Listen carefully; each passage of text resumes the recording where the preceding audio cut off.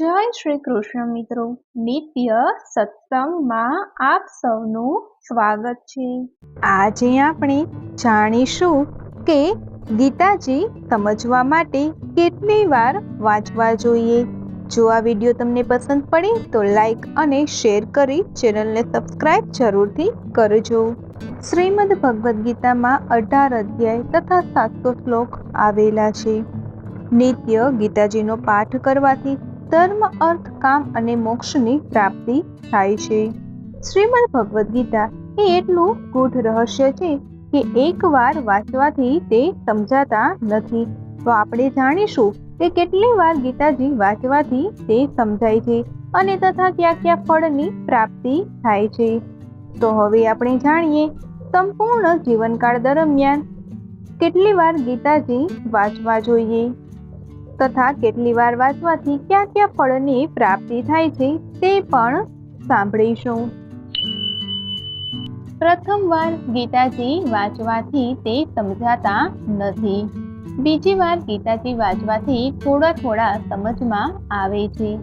ત્રીજી વાર ગીતાજી વાંચવાથી સમજાઈ જાય છે। ચોથી વાર ગીતાજી વાંચવાથી તે પૂર્ણ સમજાઈ જાય છે। પાંચમી વાર ગીતાજી વાંચવાથી ગીતાનું જ્ઞાન મળવા લાગે છે। છઠ્ઠી વાર ગીતાજી વાંચવાથી કર્મને મહત્વ આપવું જોઈએ તે સમજાય છે। સાતમી વાર ગીતાજી વાંચવાથી ઘરમાંથી બધા કલેશો દૂર થાય છે। આઠમી વાર ગીતાજી વાંચવાથી બધા વિઘ્નો દૂર થાય છે। નવમી વાર ગીતાજી વાંચવાથી ઘર સમૃદ્ધ બને છે। 10મી વાર ગીતાજી વાંચવાથી વ્યક્તિ પૂર્ણ જ્ઞાની બને છે। 11મી વાર ગીતાજી વાંચવાથી વ્યક્તિ બહુ મોટો વેપારી બને છે। 12મી વાર ગીતાજી વાંચવાથી કૃષ્ણ જેવા ચતુર બને છે। 13મી વાર ગીતાજી વાંચવાથી કુશલ વક્તા બને છે।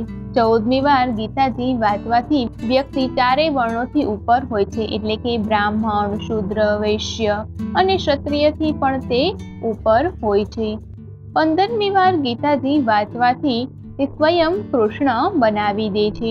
16મી વાર ગીતાજી વાંચવાથી આ સંસાર રૂપી મહાભારતમાં યુદ્ધ કરતા શીખવે છે।